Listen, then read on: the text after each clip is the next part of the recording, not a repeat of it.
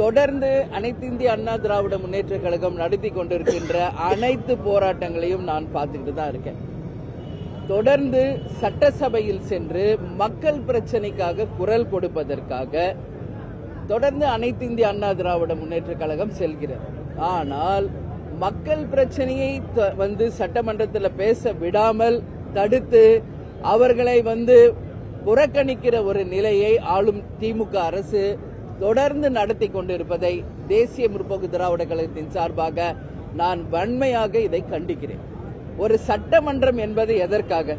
மக்கள் பிரச்சனையை பேசுவதற்கு தான் ஒரு சட்டமன்றமே ஒழிய வேற எதற்காகவும் கிடையாது. இன்னைக்கு ஒரு சாதாரண நிகழ்வா தமிழ்நாட்டில் நடந்திருக்கிறது. அது எல்லாருமே கொஞ்சம் யோசிச்சு பார்க்கணும். இன்றைக்கு கள்ளக்குறிச்சியில கள்ளச்சாராயத்தில 63 மரணங்கள் நடந்திருக்கிறது. 100க்கும் அதிகமான பேருக்கு கண் பார்வை போயிருக்கிறது. இது மொத்தத்தையும் உடனிருந்து நடத்தியவர்கள் திமுகவை சேர்ந்தவர்கள் என்பதை ஒட்டுமொத்த கள்ளக்குறிச்சி தொகுதி மக்களே இன்னைக்கு சொல்றாங்க. அங்க இருக்கின்ற அமைச்சர் பெருமக்கள், அதே மாதிரி சட்டமன்ற உறுப்பினர்கள், அதே போல திமுகவின் உடந்தையோட தான் இந்த கல்வராயன் மலையில தொடர்ந்து கள்ளச்சாராயம் காய்ச்சப்படுவதாக தொடர்ந்து மக்களே, கள்ளக்குறிச்சி மக்களே அதற்கு சாட்சியாக இருக்காங்க. இத பத்தி சட்டசபையில பேசாம வேற எங்க பேச முடியும்? பேச செல்லும் பொழுது அவர்களை தடுக்கிறாங்க. இது எந்த வகையில நியாயம்? ஒரு சட்டமன்றம் நடப்பது மக்கள் பிரச்சனையை பேசுவதற்கு தான். மக்கள் வரி பணத்துல தான் அந்த சட்டமன்றம் நடக்கிறது. அப்போ அங்க மக்கள் பிரச்சனையை பேசக்கூடாது அப்படின்னு நீங்க தடை சொல்வதற்கு உங்களுக்கு எந்த உரிமையும் கிடையாது. அது மட்டும் கிடையாது, நான் தொடர்ந்து பார்த்துக்கிட்டு தான் இருக்கேன்.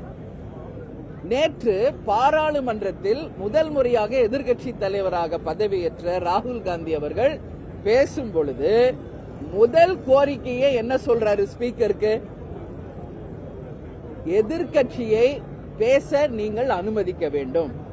பாராளுமன்றத்தில் எதிர்க்கட்சி செயல்பட நீங்கள் எல்லா வகையிலும் ஒத்துழைப்பு தர வேண்டும்.